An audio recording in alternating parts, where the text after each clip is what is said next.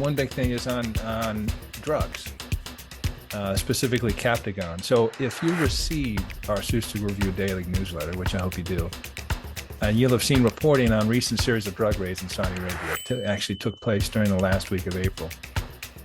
The raids led to the seizure of about 17 million narcotic amphetamine and Captagon tablets from 17 regions and governments at a rate of more than 3.3 million narcotic tablets seized per day. This is over a 5-day period. I think that's notable. 17 regions, 17 million narcotic amphetamine. So it's obviously widespread. As you know, Lucian, I mean, reports of intercepted drugs, primarily Captagon, are a regular feature of Saudi newspapers. And you may recall this last August, Saudi authorities seized 46 million amphetamine pills, mostly Captagon, hidden in shipments of flour passing through the Riyadh dry port. Their value was estimated at 1.1 billion. I don't know if you recall that.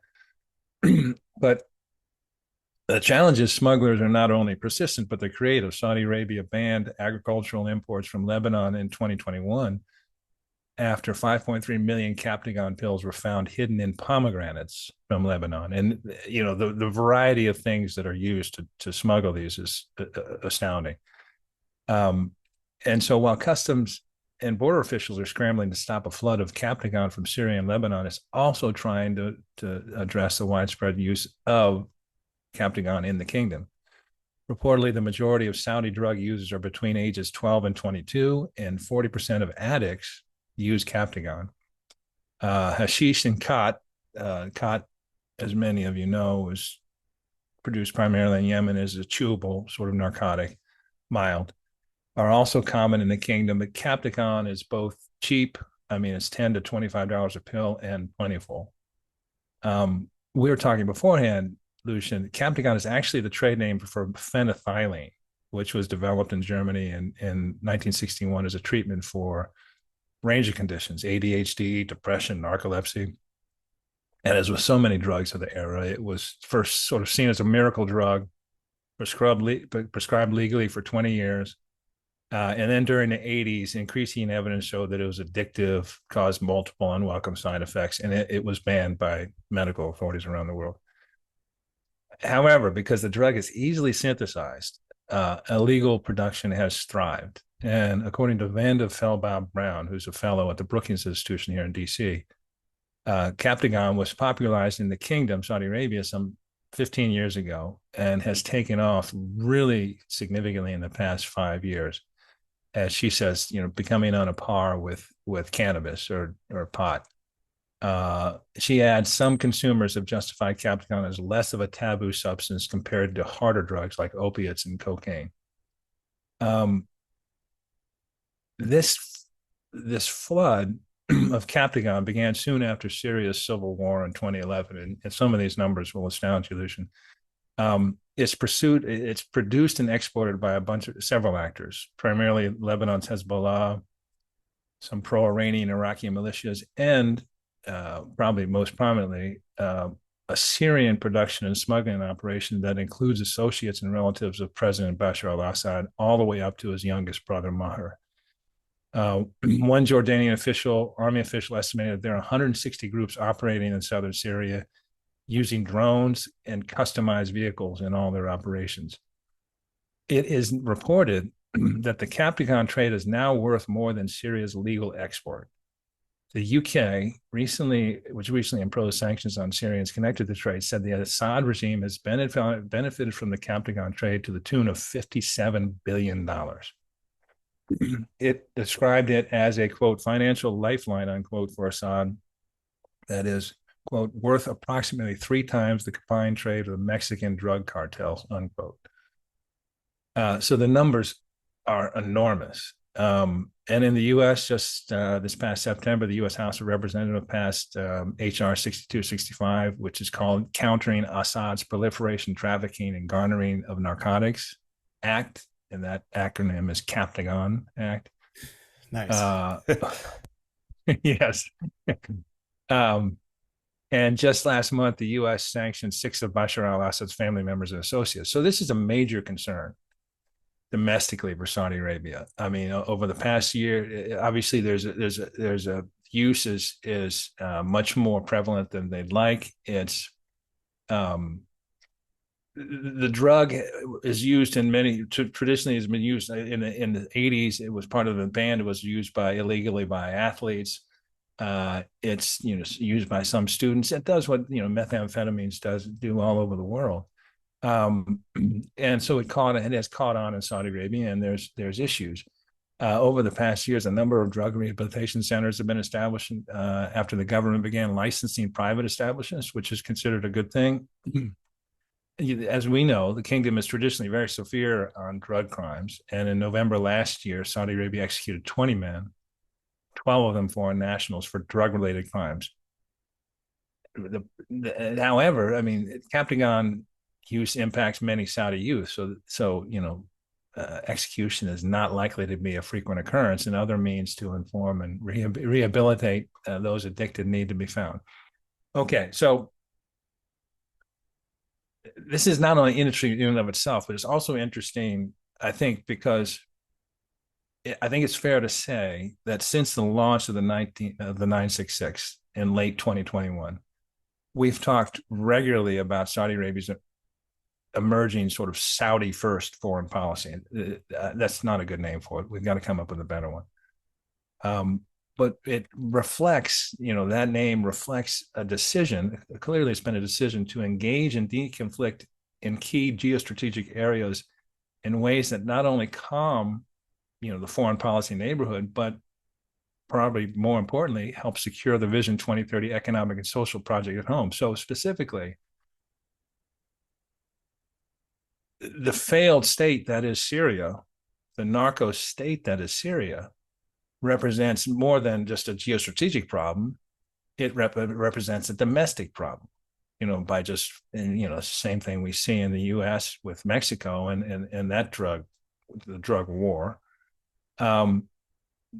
So it's a fascinating moment right now because you have Saudi Arabia reaching out to diplomatically across the region and even further abroad, and specifically Syria. Saudi Arabia is working to bring Syria in from the cold. It's renewing diplomatic and trade relations, as well as supporting a Syrian return to the Arab League. This is after a decade or more of working counter to the Bashar regime. And it's clear that as part of this process, Captagon smuggling is going to be on the table. And last month, when Saudi Foreign Minister Faisal bin Farhan al Saud met with the Syrian Foreign Minister in Jeddah, Captagon smuggling was specifically discussed.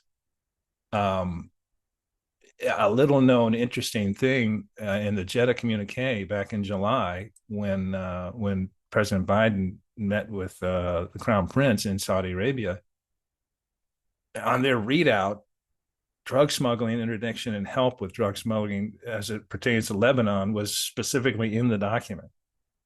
And now there are reports that Saudi Arabia is reaching out to Hezbollah as well. And drug smuggling will surely be a part of any dialogue there. So, I wanted to first bring some attention to this Captagon issue, which is very serious.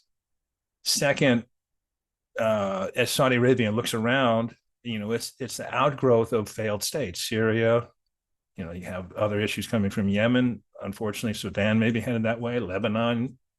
So a lot of these things tie together. And if there's any kind of rapprochement with Syria, and if Syria is expecting any kind of significant Saudi investment in the reconstruction of that country, or any kind of political cover as it tries to get into the Arab League, it's going to have to do something about the fact that it's become a narco state and it's flooding the region, Saudi Arabia in particular, with these methamphetamines that are very dangerous to the Saudi domestic society and their youth. So it's an issue to watch.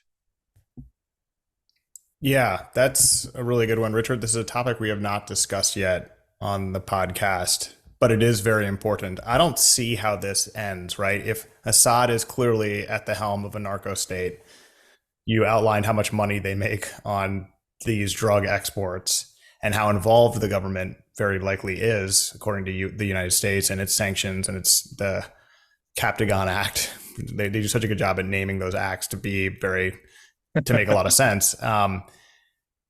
What are they going to talk about? Where is the common ground here? I mean, you have the kingdom and others in the region saying you can't be welcomed back into the fold if you keep exporting these drugs into our borders, and you have Assad on the other end of it saying, yeah, but this is how I make all my money.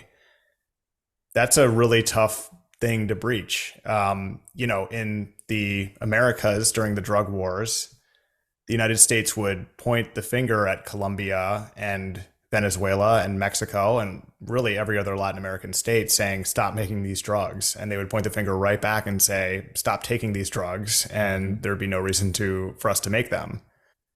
So it's very complex. And then you have, like you said very well, there's a domestic component to this, because you have drug usage up, for these drugs in Saudi Arabia, in part because these are sort of stimulants. So they're party drugs, and there are more people staying up late and not partying necessarily, although I think I'm not going out on a limb saying that there aren't more people partying in Saudi Arabia. There's just more of an open society. So people are hanging out late.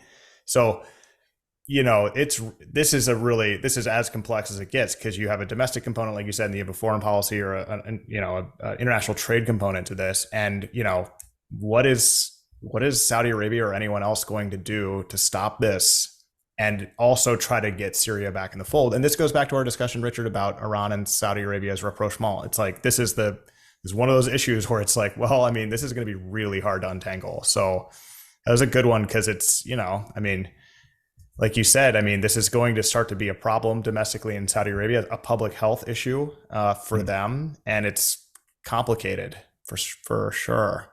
I think you put your finger on it. If there's money to be made in criminal enterprise, criminals will pursue that enterprise. Unless you can stop the demand somehow, and it's doubly difficult in a place like Syria, where the criminals are hand in glove with the government, with the ruling regime. Is Assad going to shut down his youngest brother from making $28 billion a year or whatever it is, yeah, so it's a difficult challenge, and but it's a problem, and it's a concern in Saudi Arabia, and this ties back in so many things. And we talk about sports washing next week. It's going to be an interesting conversation about sports washing in the next episode. And people criticize Saudi Arabia for this or that, purchase, or this or that advertisement or investment.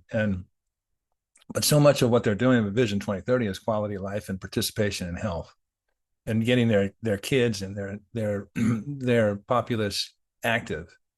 So when you have a bored, non-engaged population, significant, if that's the case, and if they're young, you're going to have drug problems. And so a lot of what they're trying to do locally is to engage the youth, get them active, get them moving, give them entertainment opportunities, give them employment opportunities, exciting things to do. So it's all part and parcel of the same thing. But as we know, in the U.S., drugs are insidious, and especially addictive drugs. We're still in the midst of an opioid crisis here that's unfathomable. Yeah, and now fentanyl, which is just kills whoever uses it. It's horrible. Yeah. Richard, I feel like you brought a lot of attention to something that I didn't really fully, because you see these headlines and you're sort of like, yeah, there's these pills going all over the Middle East, but it's already tough to ship things into Saudi Arabia, and it's a very steep penalty if you do it. So it's like, what else can be done? But it's still ballooned out of control in Syria, and it just seems like you have now outlined, and you should probably go to Hollywood for this and start writing the script for Narcos season 4, Syria, which I feel like would be a really interesting watch. Gerard Butler.